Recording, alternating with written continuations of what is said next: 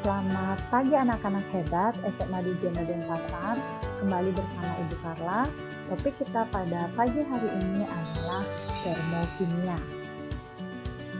Secara tradisional, masyarakat Indonesia menggunakan tungku dari kayu untuk memasak. Pada perkembangannya, digunakan minyak tanah sebagai bahan bakar untuk memasak. Sekarang kompor minyak tanah sudah jarang sekali ditemukan, karena pemerintah telah melakukan program konversi minyak tanah menjadi LPG. Nah, hal ini karena LPG lebih efisien dan lebih murah. Benarkah pemakaian LPG lebih murah dan lebih efisien daripada minyak tanah? Jawaban terhadap permasalahan ini dapat kalian temui apabila kalian sudah memahami konsep tentang termokimia. Jadi termokimia itu sangat berhubungan erat dengan kehidupan kita sehari-hari. Nah, apa itu termokimia? Jadi, termokimia itu adalah cabang ilmu kimia yang mempelajari hubungan antara energi dengan reaksi kimia atau proses-proses yang berhubungan dengan reaksi kimia. Dalam pembelajaran kita kali ini adalah tujuan dari pembelajaran ini yang pertama, Ibu berharap kalian mampu menjelaskan hukum kekekalan energi. Yang kedua, kalian mampu membedakan sistem dan lingkungan. Yang ketiga, kalian mampu membedakan reaksi yang melepaskan kalor, itu disebut dengan reaksi eksoterm, dengan reaksi yang menerima kalor, itu disebut dengan reaksi endoterm. Yang keempat, kalian mampu menjelaskan konsep perubahan entalpi pada tekanan tetap dalam persamaan termokimia. Ya, coba kalian perhatikan. Nah, ada 3 gambar. Ini adalah aktivitas kita dalam kehidupan sehari-hari. Dalam kehidupan sehari-hari, kita sering memperhatikan ada kendaraan bermotor, itu gambar yang pertama. Kemudian ada gambar orang mengayuh beca, atau ada orang memikul beban. Semua hal tersebut berkaitan erat dengan energi. Tanpa energi, kegiatan tersebut tidak mungkin dilakukan. Nah, apa itu energi? Jadi energi itu adalah kemampuan untuk melakukan usaha atau kerja. Pada pembakaran kayu dan minyak diperlukan energi untuk memulai pembakaran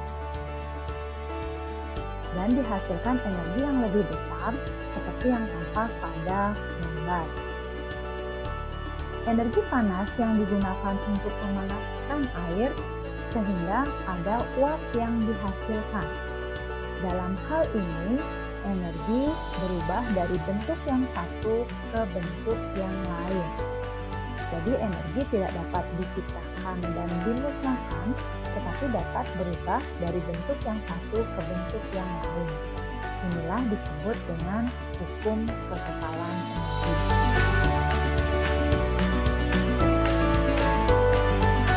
Dalam termokimia, ada 2 hal yang perlu diperhatikan menyangkut perpindahan energi, yaitu sistem dan lingkungan.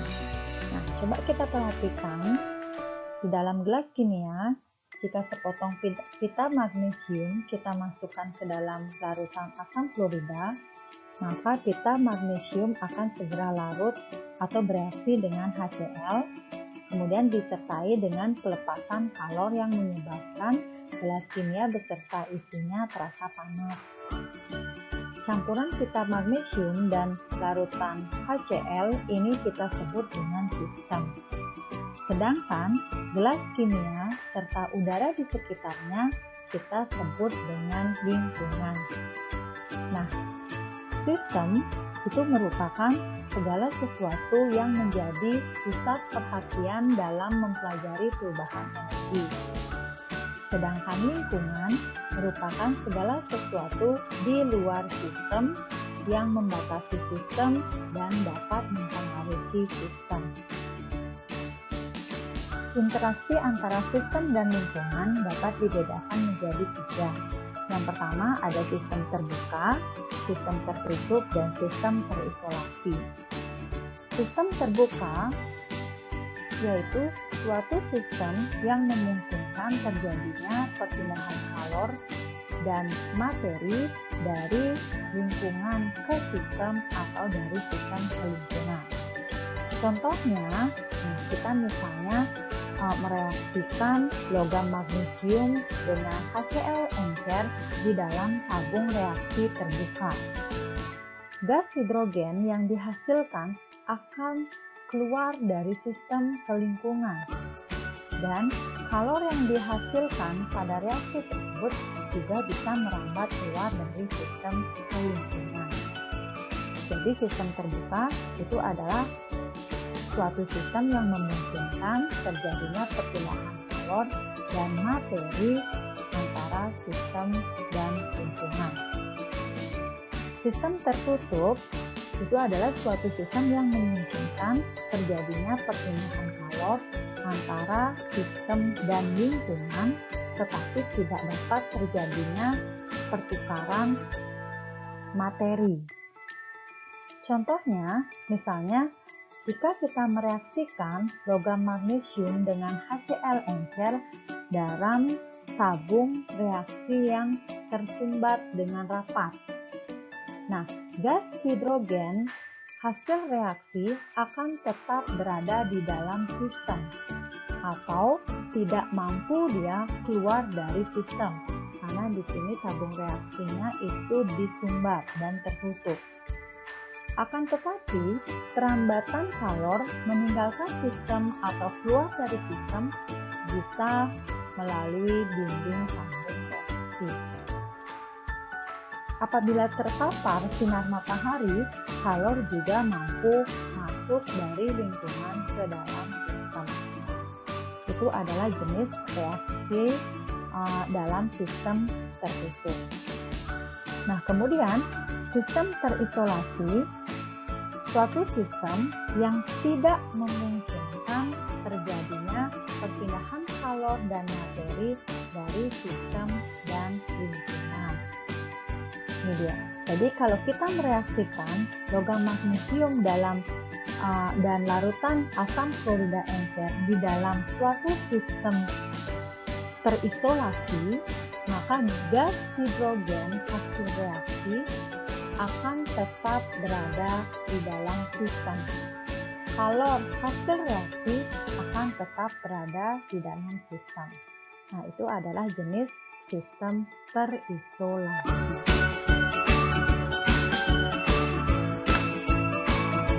Energi yang ada di dalam interaksi sistem dan lingkungan secara umum dapat digolongkan menjadi 2, yaitu energi kinetik dan energi potensial. Energi kinetik adalah energi yang berkaitan dengan gerakan molekul-molekul sistem. Energi potensial itu adalah bentuk energi lain yang tidak berhubungan dengan kita. Nah, energi kinetik dan energi potensial ini disebut dengan energi dalam. Lambangnya adalah U, yaitu jumlah energi yang dimiliki oleh suatu staf atau sistem.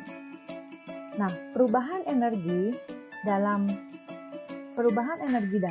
itu muncul sebagai kalor atau kerja. Jadi di sini perubahan energi dalam itu sama dengan Q plus W.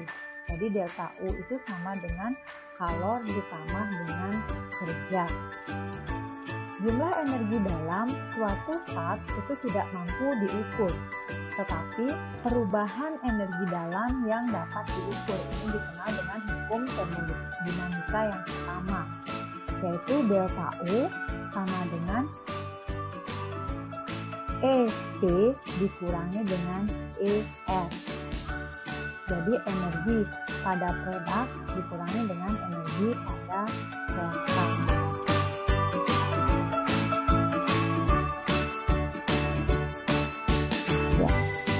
Jadi Entalpi, nah sekarang kita membahas entalpi dan perubahan entalpi. Jadi entalpi ini merupakan sejumlah energi yang dimiliki oleh sistem pada tekanan tetap. Jadi entalpi ini merupakan fungsi keadaan. Oleh karena itu, nilai perubahan entalpi, jadi perubahan entalpi itu adalah perubahan energi yang menyertai peristiwa perubahan kimia pada tekanan tetap. Jadi nilai dari perubahan entalpi ini bergantung pada keadaan awal dan keadaan akhir saja, dan tidak bergantung bagaimana proses itu terjadi. Perubahan entalpi atau dilambangkan dengan delta H, suatu sistem dinyatakan sebagai selisih besar entalpi sistem setelah mengalami perubahan dengan besar entalpi sistem sebelum mengalami perubahan. Jadi di sini perubahan entalpinya adalah entalpi akhir dikurangi dengan entalpi awal. Karena suatu proses kimia yang berlangsung pada tekanan tetap, nilai perubahan entalpi atau delta H adalah sama dengan besarnya kalor yang dipindahkan dari sistem ke lingkungan. Jadi delta H itu sama dengan Q reaksi.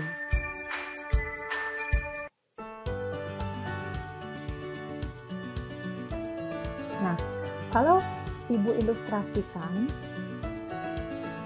bahwa dompet sebagai zat dan uang yang di dalamnya sebagai entalpi, maka saat kita menemukan dompet yang berisi uang, kita tidak akan tahu berapa isi uang tanpa kita menghitung. Nah, saat kita haus, kemudian kita beli minuman dan mengeluarkan uang sejumlah 2.000 dari dalam dompet tersebut untuk membayarnya, apakah kita sudah tahu berapa isi uang di dalam dompet itu? Tentu saja tidak, karena tidak menghitung. Tetapi yang sekarang kita tahu adalah perubahan jumlah uang di dalam dompet itu, yaitu uang di dalam dompet berkurang sejumlah 2.000. Nah, itulah ilustrasi dari delta H.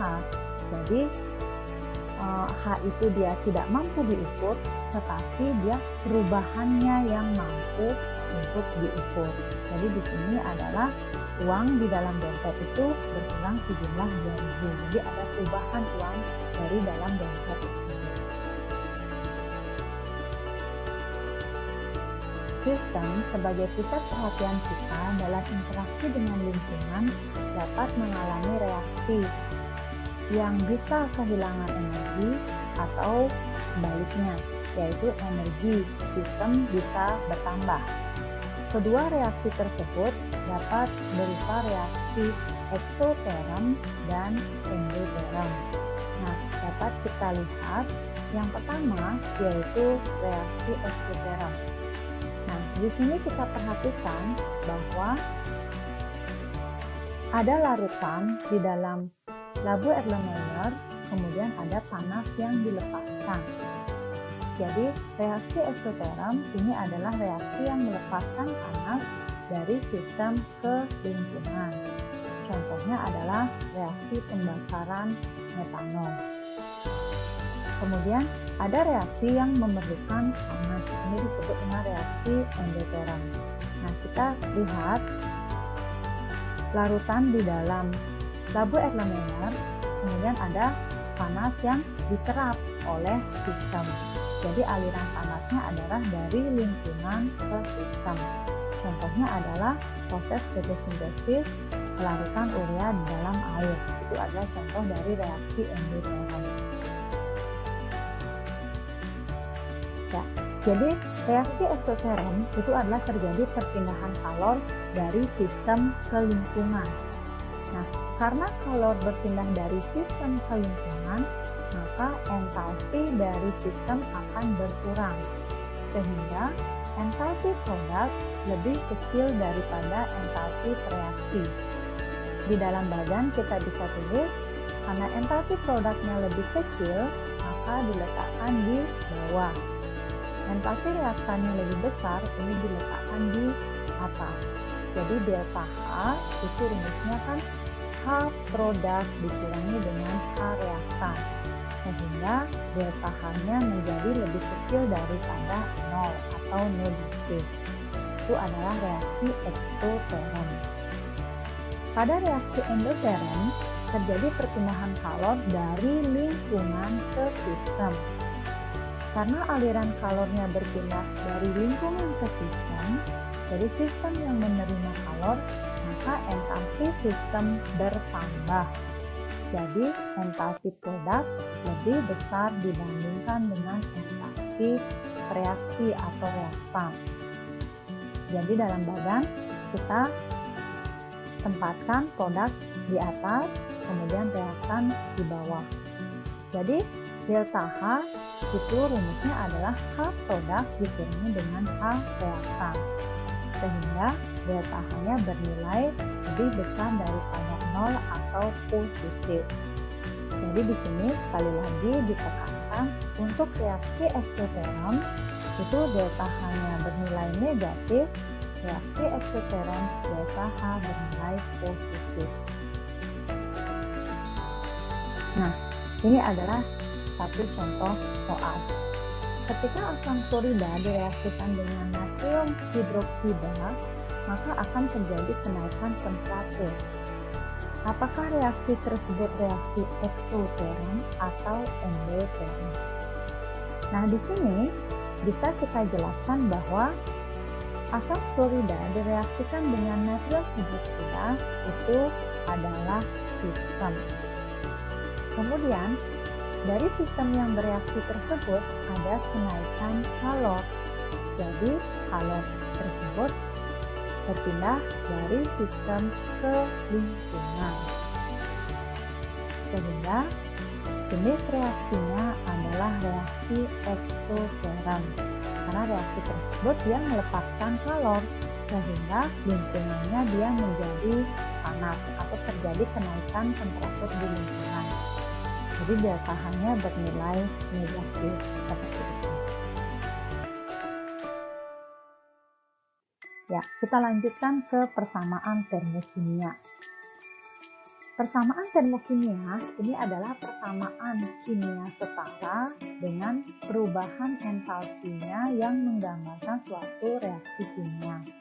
Contohnya adalah jadi hidrogen dalam wujud gas bereaksi dengan klorin dalam wujud gas menghasilkan 2HCl dalam wujud gas. Ini adalah persamaan kimia setara. Kemudian disertakan dengan melepaskan kalor sebesar 185 kJ. Jadi ditulis delta H sama dengan min 185 kJ. Ini adalah contoh dari persamaan termokimia. Harga dari delta H ini bergantung pada jumlah gas. Koefisien reaksi dalam persamaan kimia sama dengan jumlah mol gas. Sehingga persamaan termokimia di atas menyatakan 1 mol hidrogen dalam wujud gas bereaksi dengan 1 mol klorin dalam wujud gas membentuk 2 mol HCl dalam wujud gas menghasilkan atau melepaskan energi atau kalor sebesar 185 kJ. Ini adalah jenis reaksi eksoteron. Karena suatu atau sesuai dengan aturan IUPAC, satuan perubahan entalpi adalah kilojoule per mol, maka persamaan termokimia untuk reaksi yang menghasilkan 1 mol uap HCl dari hidrogen dan klor ini dapat dinyatakan dengan setengah mol hidrogen dalam wujud gas kita reaksikan dengan setengah mol klorin dalam wujud gas ini membentuk 1 mol HCl dalam wujud gas. Jadi dalam persama aturan IUPAC itu harus perubahan entalpinya dalam kilojoule per mol, jadi harus dibentuk atau dihasilkan 1 mol. Kalau tadi 2 mol HCl maka kita ubah menjadi 1 mol HCl. Jadi semuanya ini dibagi dengan 2, seperti itu. Jadi delta H-nya juga berubah, yaitu dilepaskan kalor sebesar min 92,5 kJ. Nah, berdasarkan penjelasan di atas, maka dalam menuliskan persamaan termokimia terdapat aturan-aturan berikut. Yang pertama, persamaan termokimia harus melibatkan fase atau wujud zat yang bereaksi, karena harga perubahan enthalpi reaksi dipengaruhi oleh wujud zat. Contoh, 2 mol hidrogen dalam wujud gas reaksi dengan 1 mol oksigen dalam wujud gas menghasilkan 2 mol air dalam wujud liquid. Dilepaskan kalor sebesar 571,1 kJ. Nah, 2 mol hidrogen dalam wujud gas reaksi dengan 1 mol oksigen dalam wujud gas membentuk 2 mol air dalam wujud gas. Ini ternyata kalor yang dilepaskan tidak sama. Kalor yang dilepaskan yaitu 483,7 kJ. Jadi di sini persamaan termokimia harus melibatkan fase atau wujud-wujud zat yang bereaksi, karena harga perubahan enthalpi reaksinya ini dipengaruhi oleh fase atau wujud zat. Kemudian yang kedua, persamaan termokimia jika dikalikan suatu bilangan tertentu, yaitu menyatakan kelipatan jumlah mol zat dalam reaksi, maka nilai delta H merupakan kelipatan dari bilangan itu. Contohnya, nah di sini untuk membentuk 2 mol NH3 dalam wujud gas direaksikan 1 mol nitrogen dalam wujud gas dengan 3 mol hidrogen dalam wujud gas. Nah, ini dia dilepaskan kalor sebesar 91,8 kJ. Sekarang kita mau membentuk 4 mol NH3 dalam wujud gas. Tentu saja nitrogen dan hidrogen yang digunakan tidak sama dengan membentuk 2 mol NH3. Tetapi nitrogen dan hidrogen yang digunakan juga 2 kali lipatnya. Jadi sebelumnya itu direaksikan 1 mol nitrogen, sekarang kita gunakan 2 mol nitrogen untuk membentuk 4 NH3. Ini direaksikan dengan 6 mol hidrogen. Energi yang dilepaskan juga berbeda. Energi yang dilepaskan 2 kali lipatnya juga, yaitu sebesar 183,6 kJ. Yang ketiga, persamaan termokimia reaksi eksoterm dengan zat-zat yang sama merupakan kebalikan dari reaksi endoterm dan sebaliknya, sehingga harga delta H reaksinya memiliki harga yang sama tetapi tandanya berbeda. Tanda apa yang berbeda? Positif dan negatifnya. Contohnya, hidrogen direaksikan dengan klorin membentuk 2 mol HCl, ini dilepaskan kalor sebesar 185 kJ. Ini adalah jenis reaksi eksoterm. Nah, tadi ini adalah untuk membentuk 2 mol HCl. Bagaimana sekarang kalau mau menguraikan 2 mol HCl? Jadi 2 mol HCl ini kita uraikan menjadi unsur-unsur penyusunnya, yaitu hidrogen dan klorin. Maka diperlukan energi sebesar 185 kJ. Jadi jenis reaksinya adalah endoterm. Jadi Ibu simpulkan lagi sekali, kalau dia reaksinya dibalik, maka tandanya dibalik. HCl di sini letaknya di sebelah kanan, dibalik ya. Jadi dari pembentukan menjadi penguraian, maka harga delta H-nya juga dibalik. Jenis reaksinya tadi reaksi eksoterm yang melepaskan kalor menjadi reaksi endoterm yang memerlukan kalori. Nah, ini adalah contoh soal. Yang pertama, pada pembentukan 1 mol air dari gas hidrogen dan oksigen, dibebaskan kalori 286 kJ untuk tiap mol air yang terbentuk. Tuliskan persamaan termo kimianya. Jadi di sini yang perlu kalian ingat adalah persamaan termo kimia itu persamaan reaksi kimia setara disertakan dengan delta H. Gitu. Jadi bisa kita tulis di sini dibentuk 1 mol air, berarti yang dibentuk 1 mol, tapi H2O-nya harus 1 mol. Jadi hidrogen kita reaksikan dengan setengah mol oksigen membentuk 1 mol air, kemudian delta H-nya adalah min 286 kJ karena dibebaskan kalori, berarti delta H bertambah negatif. Itu yang harus kalian ingat. Kemudian contoh soal yang kedua. Dari data reaksi, SO3 dalam wujud gas terurai menjadi SO2 dalam wujud gas ditambah dengan setengah mol O2 dalam wujud gas. Ini diperlukan energi sebesar 90 kJ.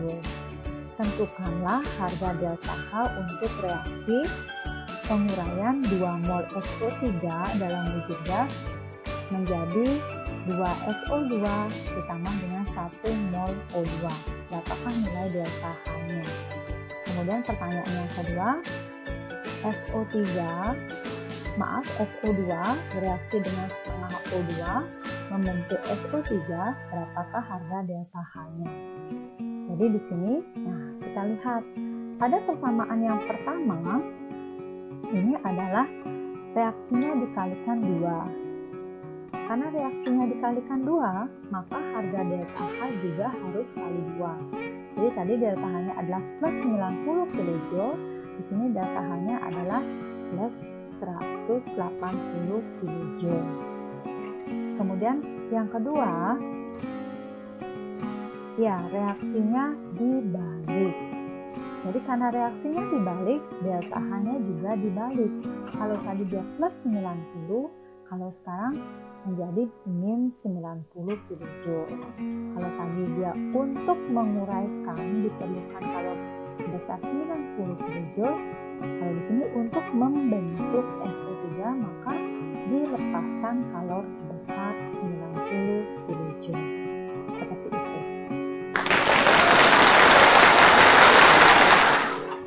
Sekian pembelajaran kimia untuk kali ini. Tetap semangat, jaga kesehatan, dan salam kimia bisa.